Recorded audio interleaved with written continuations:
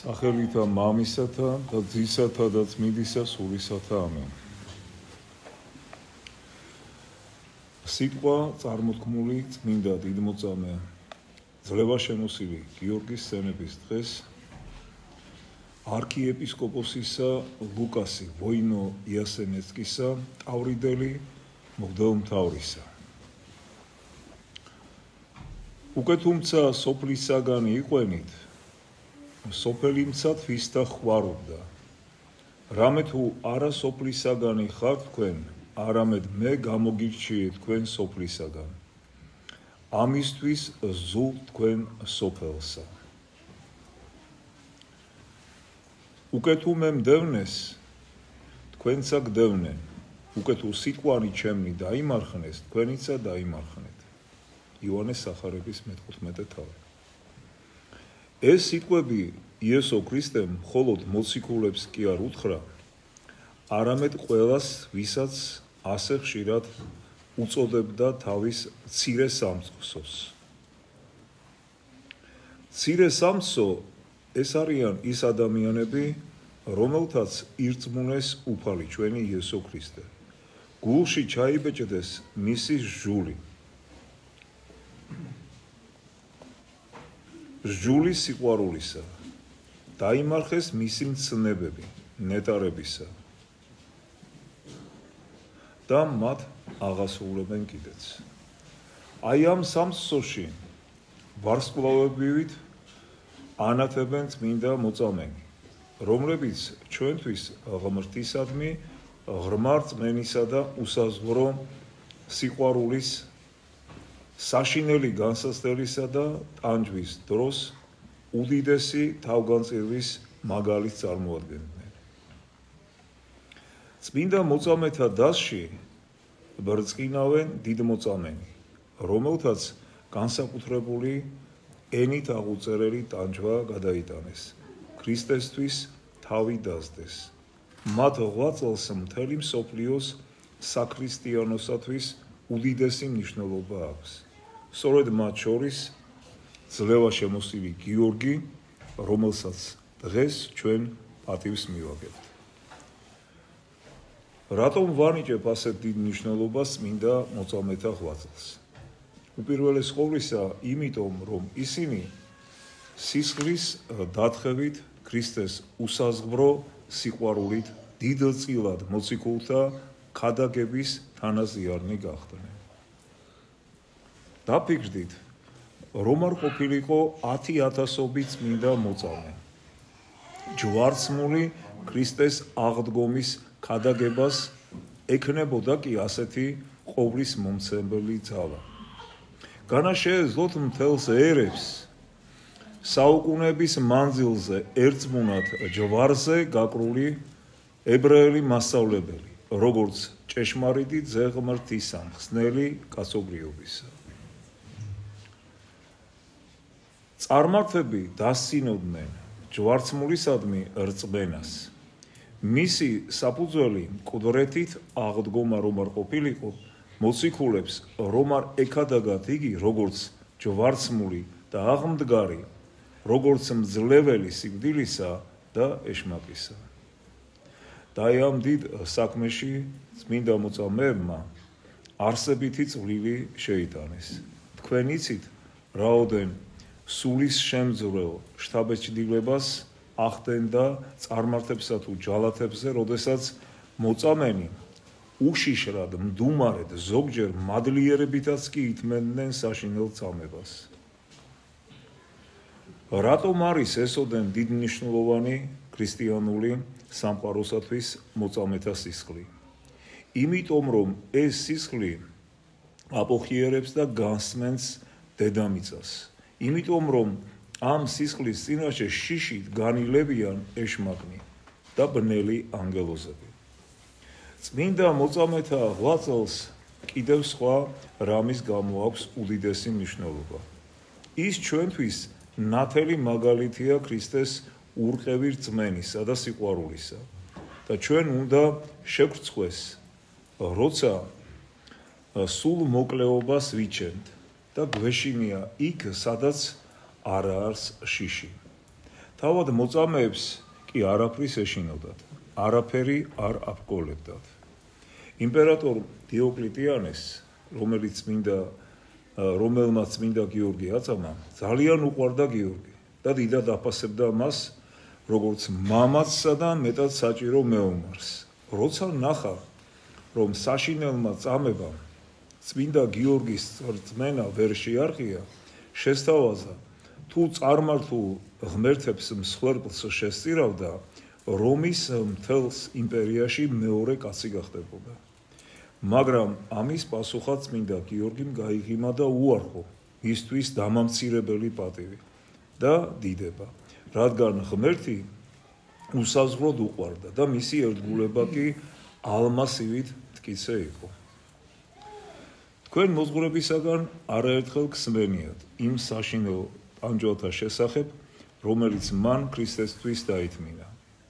ამაზე მე ბევრს აღარ ვისაუბრებ, თავადაც კარგად იცით, როგორ იტანჯებოდა იგი და მთელი დღეების მანძილზე, როცა ფეხები ხის მორებში გააყოფინეს და გულზე მძიმე ლოდი დაადვეს, რომელმაც ის კინაღამ გაჭყრიდა.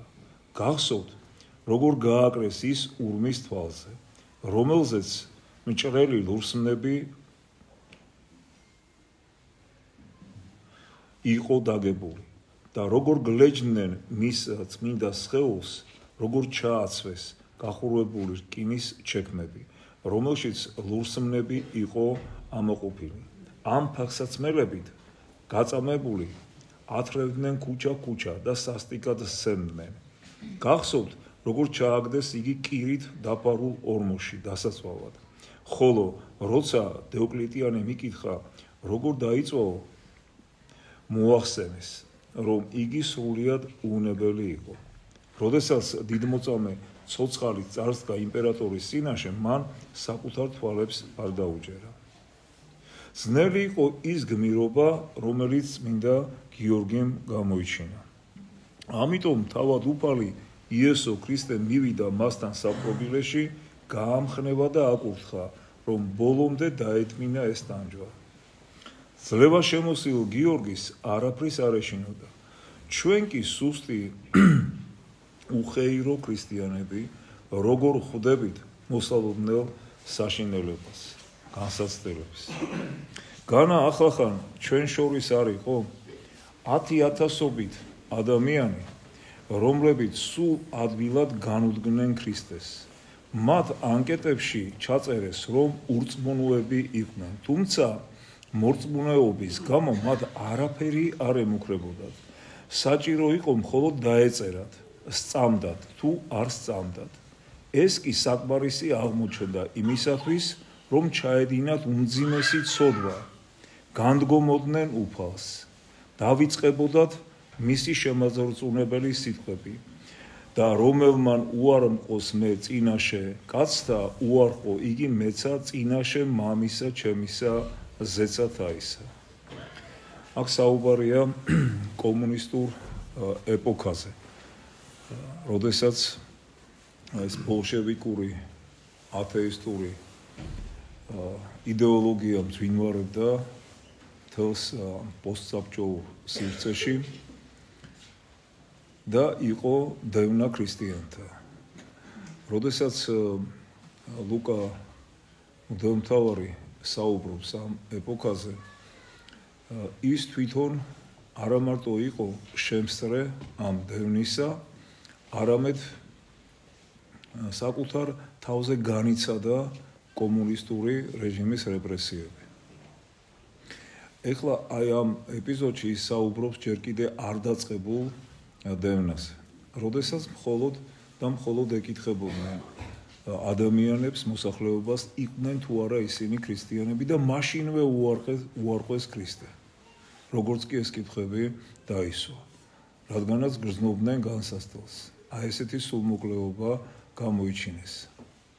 უნდა ითქვას, რომ წმინდა მღვდელმთავარი ლუკა ტავრიდელი ეპისკოპოსი თვითონ პროფესიით, განათლებით, საერო პროფესიით იყო ექიმი, ქირურგი.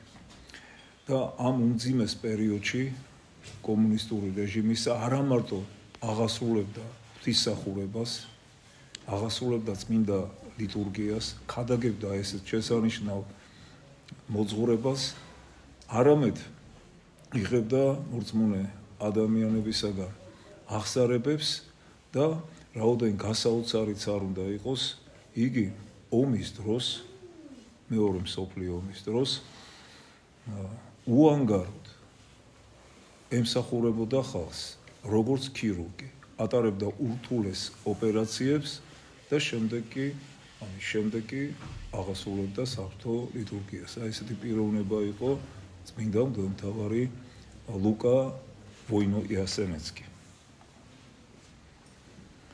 განაჩვენ მარადიულ სიკეთეს ამ სოფლის წარმავალ სიამეებს არ ვამჯობინებთ. განა მიზნად ვისახავთ იმ გზაზე სიარულს, რომელიც უფალმა გვიჩვენა? განა მუდამ გვახსოვს ქრისტეს სიტყვები, მე ვარ გზა და მე ვარ ჭეშმარიტება და ცხოვრება. წმინდა გიორგისათვის ქრისტე იყო ჭეშმარიტი გზა და სიცოცხლე. არანაირი სხვა გზით ის არ მიდიოდა. სხვა გზა მისთვის არ იყო, არ არსებობდა. არავითარი მუქარისა და საფრთხისა მას არ ეშინოდა. გაბედულად მიდიოდა ქრისტეს გზაზე. ამიტომაც ჩვენ ქეთს ვიხრით მოწამეთა წინაშე. და მათ მხურვალე სიყვარულს პატივს მივაგებთ. მოწამეები თავიანთი სასწაულებით ჩვენს რწმენასა და სიყვარულს განამტკიცებენ.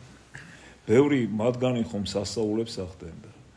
თქვენ მოძღვრებისაგან გსმენიათ იმ სასწაულების შესახებ, რომელიც წმინდა გიორგი მაღასრულა. იცით, როგორ გაანთავისუფლა ტყვეობიდან ყმაწვილი, როგორ შეისვა ის თეთრ ცხენზე ამხედრებულმა და მშობლების სახლში დააბრუნა, რომლებიც წმინდა გიორგის დღესასწაულს აღნიშნავდნენ.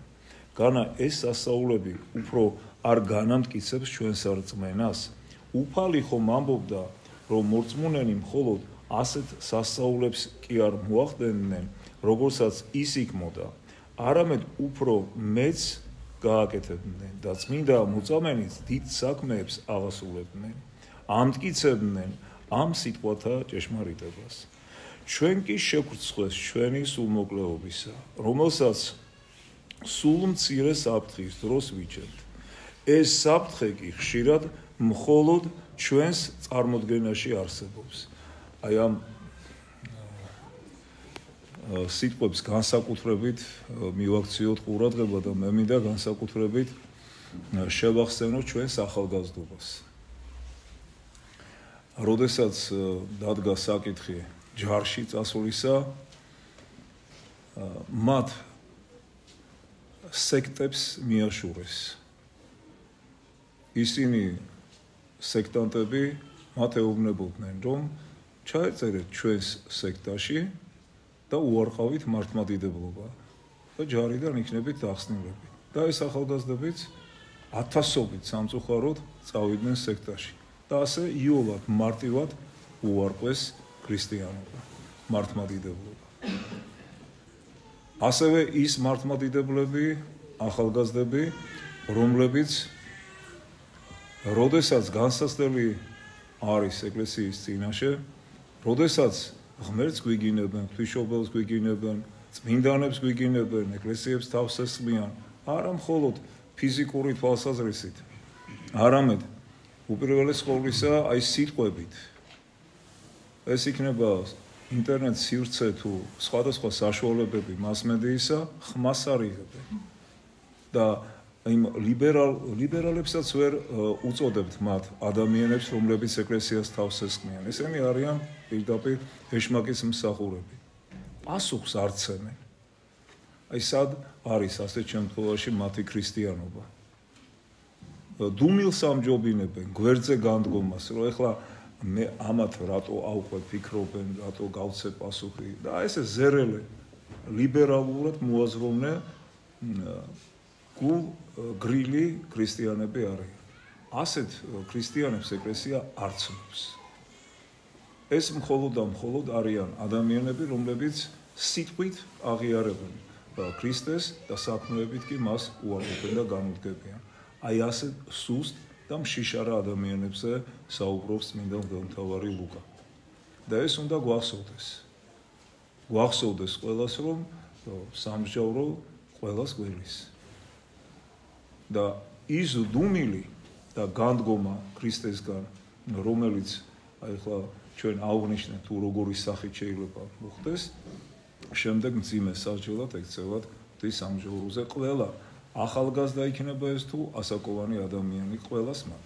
ეს უნდა ვიცოდეთ კარგად და ამიტომ ჩვენი წუხილი, ჩვენი გულის ტკივილი სწორედ იმაში მდგომარეობს, რომ უფრო მეტი ცოდნა, განათლება და თუნდაც მცირეოდენი თავდადება უნდა გქონდეს ჩვენი სარწმუნოების მიმართ. ჩვენ არ ვითხოვთ იმას და ჩვენც ვერა ვართ ისეთი ქრისტიანები, რომ წმინდა გიორგი შევედაროთ, მაგრამ მცირედი მაინც გავაკეთოთ, სულ მცირედი მაინც ჩვენი სარწმუნოების აღსარებისათვის, აღიარებისათვის, ჩვენი სარწმუნოების გადმოცემისა და დაცვისათვის. შევიყვაროთ მთელი გულით უფალი ჩვენი იესო ქრისტე, მისი მოწამენი განსაკუთრებით კი წმინდა გიორგი, რომლის ხსენებასაც სწორედ დღეს დღესასწაულობთ. ღმერთმა დიდმოწამე გიორგის ლოცვებით დაგლოცოთ თქვენ სრულიად საქართველოს და ყოველი მართლმადიდებელი ქრისტიანი. ამინ. აიხარით.